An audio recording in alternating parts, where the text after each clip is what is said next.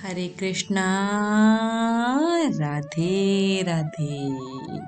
आप सभी का स्वागत है मेरे YouTube चैनल किस्से किरदारों के में।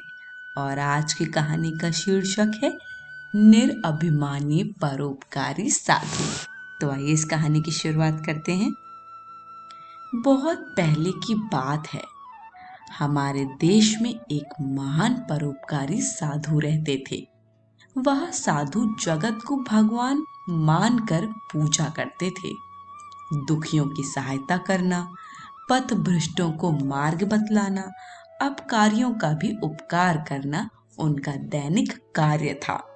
वह पुण्य के लोभ से नहीं बल्कि स्वभाव से ही अच्छे कार्य करते थे। जिस प्रकार सूर्य स्वाभाविक गति से प्रकाश फैलाता है, उसी प्रकार वह भी मानवता का प्रकाश फैला रहे थे।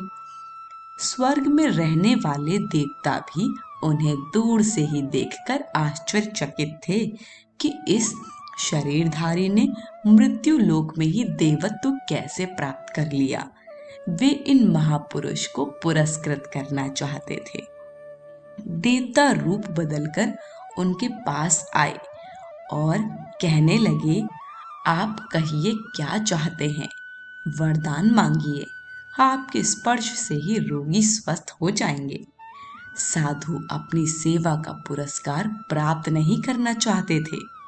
स्वयं में तृप्त होकर केवल अपना कर्तव्य पालन करना चाहते थे।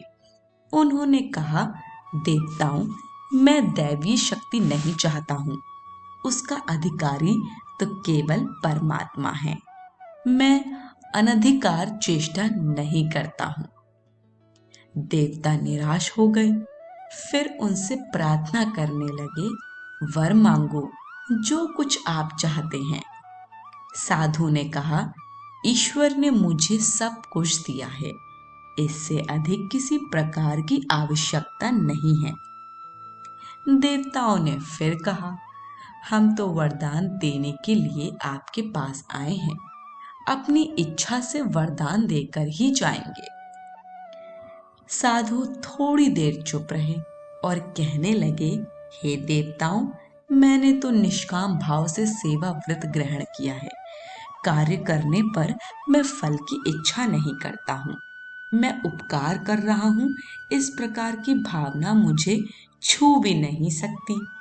आप मुझे शक्तिशाली बनाकर पतन की ओर मत ले जाइए। देवताओं ने कहा, जिससे तुम्हारी प्रयोजन सिद्धि हो वह वस्तु मांगिए। साधु ने कहा, सबका कल्याण हो, आप केवल यह वरदान दीजिए, मैं परोपकार के फल का भागी नहीं होना चाहता हूँ।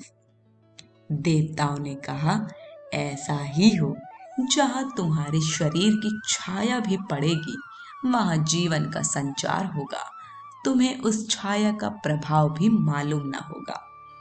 वरदान के बाद देवता दुंदुभी बजाते हुए वहां से चले गए। साधु को इस दिव्य शक्ति का कुछ भी अभिमान नहीं हुआ। वह लोक सेवा में लग गया। दैवीय शक्ति ने अपना प्रभाव दिखाना प्रारंभ किया। जहां जहां साधु की छाया पड़ती थी, वहां वहां नव जीवन का संचार होने लगा। सूखे पेड़ों के पत्ते हरे हो गए, सूखे तालाब जल से भर गए, पीड़ित प्राणी प्रसन्न हो गए।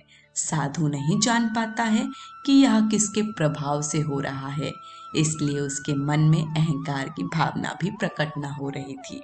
उसने विनम्र भावना से सबकी सेवा की। लोगों ने उसे सिद्ध पुरुष माना। अलौकिक शक्ति वाला यह साधु निरभिमानी है, यह सोचकर सभी चकित रह गए और सभी उनके भक्त हो गए। साधु फिर भी स्वयं को सेवक ही मान रहे थे। शिक्षा। वास्तव में लोक सेवक वे ही हैं जो निष्काम भाव से दूसरों की सेवा करते हैं। सत्पुरुषों के शरीर से नहीं बल्कि उनके प्रभाव से दूसरों का हित होता है। ऐसे लोक सेवक जो सबके लिए प्रिय होते हैं, धन्य हैं। मित्रों, जो लोक सेवक होता है वह स्वयं के कार्य की प्रशंसा नहीं करता। आज की कहानी यहीं समाप्त होती है। कहानी पसंद आई हो तो कमेंट बॉक्स में हमें अपना फीडबैक ज़रूर दीजिएगा। वीडियो को लाइक शेयर करें और चैनल को सब्सक्राइब करें। सभी को हरे कृष्ण, राधे राधे।